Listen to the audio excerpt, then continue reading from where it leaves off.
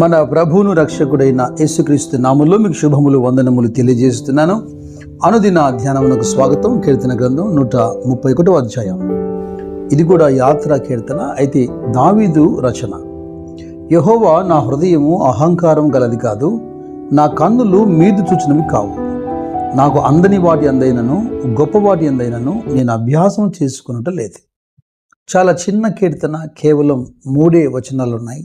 దేవుని ఎదుట తన హృదయము అలాగే తన ప్రాణము ఎలాగుందో, ఎలా అభ్యాసం చేశాడో వివరిస్తూ దేవుని యొక్క సహాయం కోరుతూ యెహోవా మీద ఆశ పెట్టుకుని యెహోవా కొరకు ఎదురు చూస్తున్నాడు.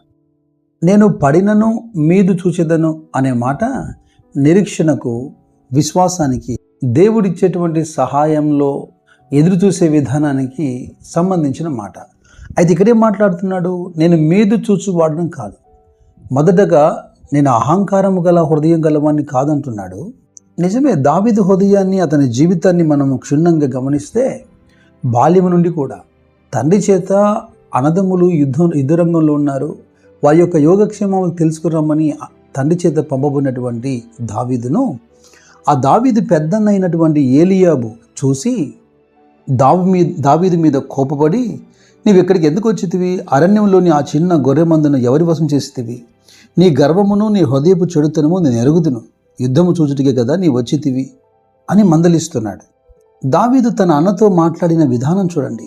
దావీదు అందుకు అంటాడు, నేనేం చేసి తిని మాట మాత్రం పలికి తినని చెప్పి అతని యొద్ద నుండి తొలగి తిరిగి మరి ఒకరితో ఆ ప్రకారమే అడుగుతూ మాట్లాడుతున్నాడు. అక్కడ సవాలు విసురుతున్నటువంటి గొల్యాతును చంపిన వానికి రాజు ఇచ్చే బహుమతి ఏంటి అని వాకపు చేస్తున్నాడు. అలాగే సమూయేలు మొదటి గ్రంథంలో 24వ అధ్యాయంలో 14వ వచనం చూడండి. దావీదు ఇప్పుడు రాజైన సౌలుతో మాట్లాడుతున్నాడు.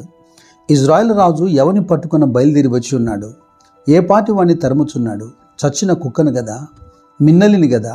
యెహోవా నీకును నాకును మధ్య న్యాయాధిపతి తీర్పు తీర్చునుగాక. ఆయనే సంగతి విచారించి నా పక్షమున రాజ్యమాడి నీ వశము కాకుండా నన్ను నిర్దోషిగా తీర్చునుగాక. అప్పటికే దావీదు గొల్యాతును చంపిన అనుభవాన్ని కలిగి ఉన్నాడు.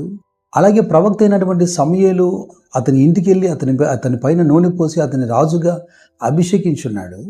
ఓ వైపున దేవుడిచ్చిన అభిషేకం ఉంది, మరొక వైపున గొల్యాతును చంపిన అనుభవం ఉంది. అయినా దావీదు సౌలు మీద తిరుగుబాటు చేయడం చూడండి.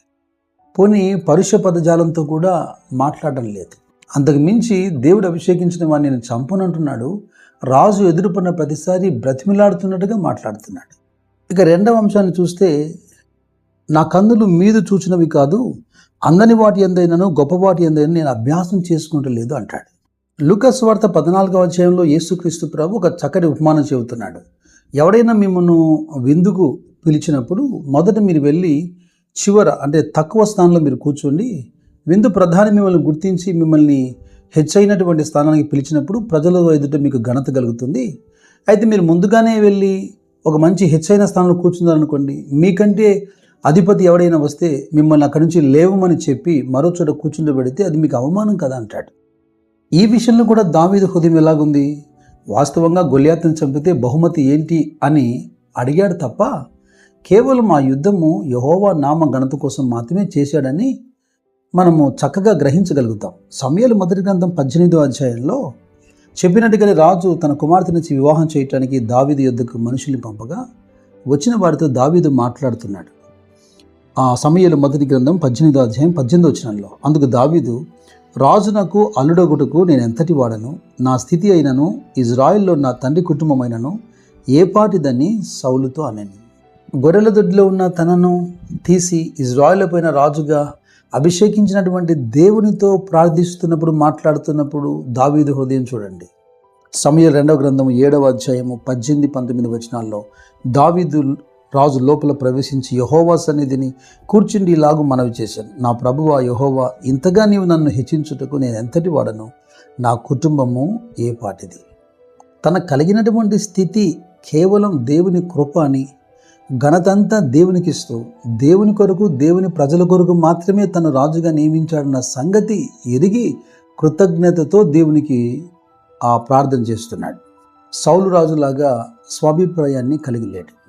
ఇక ఈ 131 కీర్తనలో 2వ వచనాన్ని మీరు చూడండి. నేను నా ప్రాణమును నిమ్మలపరుచుకొని ఉన్నాను, సముదాయించుకొని ఉన్నాను. చనుపాలు విడిచిన పిల్ల తన తల్లి ఎద్దున్నట్లు, చనుపాలు విడిచిన పిల్ల ఉన్నట్లు నా ప్రాణము నా యొద్ద ఉన్నది. ఇటువంటి మాట, ఇటువంటి పోలికే అపోస్తలుడైన పౌలు తెసలోనిక సంఘంతో మాట్లాడుతున్నప్పుడు 2వ అధ్యాయంలో 7వ వచనంలో అంటాడు. అయితే స్తన్యమిచ్చు తల్లి తన సొంత బిడ్డలను గౌరవించినట్లుగా మేము మీ మధ్యను సాధువులమై ఉంటుంది.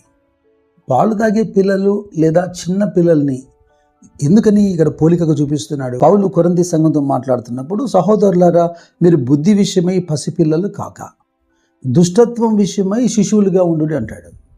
పసిపిల్లలు కీడు లేదా ద్వేషము, అసూయ, పగ, ప్రతీకారం అనే వాటికి అర్థమే తెలియదు వారికి. అందుకే ప్రభు కూడా అన్నాడు మత్తయి సువార్త 18:3లో, మీరు మార్పు చెంది బిడల వంటి వారు అయితేనే మీరు పరలోక రాజ్యాన్ని పొందుకుంటారని. ఇక్కడ దావీదు అంటున్నాడు, నా ప్రాణమును నిమ్మలపరుచుకుంటున్నాను, సముదాయించుకుంటున్నాను. ఒక సెల్ఫ్ కంట్రోల్ మనకు కనబడుతుంది. ఇలాంటి అనుభవం లేనివాడు యాకోబు భక్తుడు చెప్పినట్టుగా 1:14లో, ప్రతివాడు తన స్వకీయమైన దురాశ చేత ఈడవబడి మరలు గొల్పబడిన వాడి శోధించబడతాడు అని. హెచ్చువాటి యందు మనసు ఉంచొద్దు అన్నది ప్రభువు బోధ, అలాగే అపోస్తుల బోధ కూడా. రోమీయులతో పౌలు మాట్లాడుతున్నప్పుడు 12వ అధ్యాయం 16వ వచనంలో అంటాడు, హెచ్చువాటి యందు మనసుంచగా తగ్గువాటి యందు మనసుంచుడి లేదా ఆసక్తులై ఉండుడి అన్నట్టు. మరి దావీదు పిలుపునిస్తున్నట్టుగా, ఇజ్రాయేలు ఇది మొదలుకొని నిత్యము యెహోవా మీదనే ఆశ పెట్టుకొనమని.